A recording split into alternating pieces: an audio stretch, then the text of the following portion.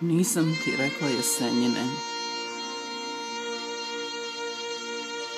Danas sam napisala tvoje ime na komadiću žutog papira i zalijepila ga na moja vrata, a vjetru kud djetetu prstom zaprijetila.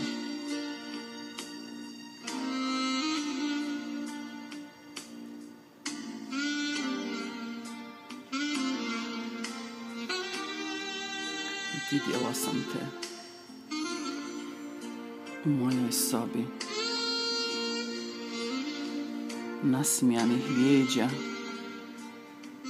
dok si mislio na neke druge kose koje nije popravljala moja ruka.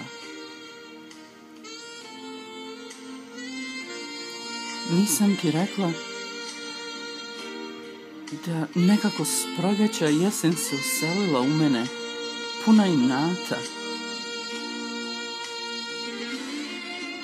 što sam zadijevala prve ljubičice u tvoje oči.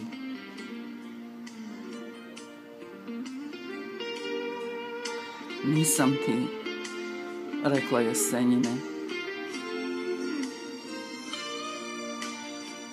da sam danas tiskala končić oko tvoga prsta,